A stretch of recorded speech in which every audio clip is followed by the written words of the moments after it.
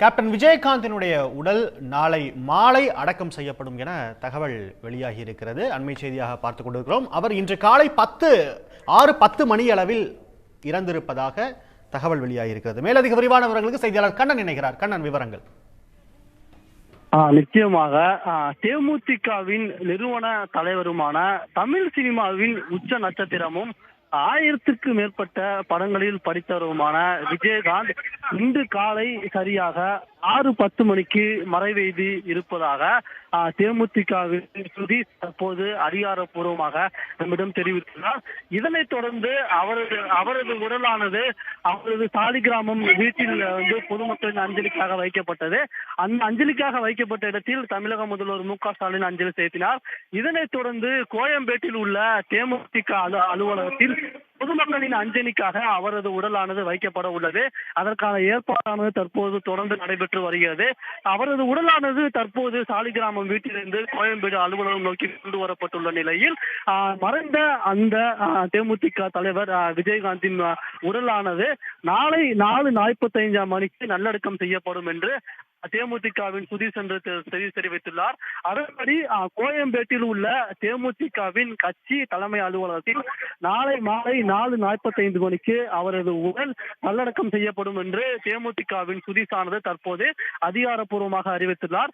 மேலும் அவர் இன்று காலை 6:10 மணிக்கு இயற்கை எய்தினார் என்றும் அவர் அதிகாரப்பூர்வமாக இந்த தகவலை நம்மிடம் தெரிவித்துள்ளார். தேமுதிக தலைமை அலுவலகத்திலேயே ஒரு உடல் நல்லடக்கம் செய்யப்படுகிறது. அந்த இடம் தான் தேர்வு செஞ்சிருக்காங்களா?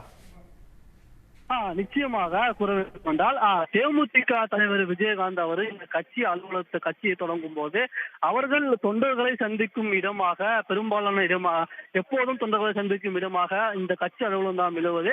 அவருடைய ஒவ்வொரு பிறந்த நாள் உள்ள பல்வேறு நிகழ்ச்சிகளின் போது இந்த அலுவலகத்தில்தான் அவர்கள் தொண்டர்களை அழைத்து அவர் சந்திப்பார். இந்த அலுவலகத்தில்தான் அவர்களுக்கு பல்வேறு வகையான நிகழ்ச்சிகள் நடந்துள்ளது.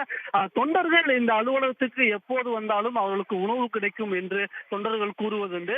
அதன்படி அந்த தேமுதிக தலைவர் விஜயகாந்திற்கு மிகவும் நெருக்கமாக உள்ள இந்த அலுவலகத்தில் தான் அவரது உடல் அடக்கம் செய்யப்படும் என்று தேமுதிகவின் சுதீஷ் தற்போது நம்மிடம் தெரிவித்துள்ளார். அதன்படி பார்த்தோம் என்றால் நாளை மாலை 4:45 மணிக்கு தேமுதிக தலைவர் கோயம்பேட்டில் உள்ள தேமுதிக தலைமை அலுவலகத்திலேயே அவரது உடலானது நல்லடக்கம் செய்யப்பட உள்ளது. காலை 6:10 மணி அளவில் மரணம் அடைந்தார் அப்படின்ற தகவலையும் வெளியிட்டிருக்காங்க. அவர் 2 நாட்களுக்கு முன்பே அவருக்கான சிகிச்சைங்கிறது தொடர்ந்துகிட்டு இருந்தது. எந்த தருணத்தில் அந்த மரணம் அப்படிங்கிறது நடக்குது? அதை பற்றின விவரம் ஏதாவது வெளியாயிருக்கா? இல்ல, தேமுதிக தலைவர் விஜயகாந்த் சில நாட்களுக்கு முன்பு மருத்துவமனையில் அனுமதிக்கப்பட்டிருந்தார். மருத்துவமனையில் அனுமதிக்கப்பட்ட தொடர்பாக தேமுதிக தலைமை அலுவலகத்திலிருந்து செய்திக்குறிப்பு அறிவிக்கப்பட்டிருந்தது. மருத்துவமனையில் அனுமதிக்கப்பட்டுள்ளதாக தெரிவிக்கப்பட்டது.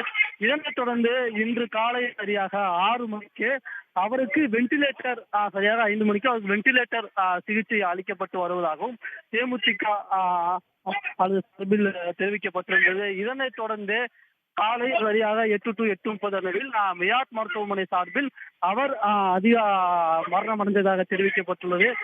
இந்நிலையில் தேமுதிக சுதீஷ் தற்போது இந்த தகவலை உறுதிப்படுத்தியுள்ளார்.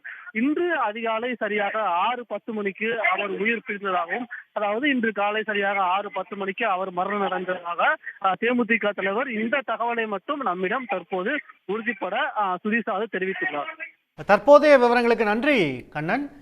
கேப்டன் விஜயகாந்த் உடல் நாளை மாலை முழு அரசு மரியாதையுடன் அவருடைய தேமுதிக தலைமை அலுவலகமான கோயம்பேடு வளாகத்திலேயே அடக்கம் செய்யப்படும் என தகவல் வெளியாகி இருக்கிறது. அண்மை செய்தியாக பார்த்துக் கொண்டிருக்கிறோம். அவர் இன்று காலை 6:10 மணி அளவில் மருத்துவமனையில் மரணமடைந்திருப்பதாகவும் தெரிவிக்கப்பட்டிருக்கிறது. உடனுக்குடன் செய்திகளை தெரிந்து கொள்ள சன் நியூஸ் பெல் ஐகானை கிளிக் பண்ணுங்க.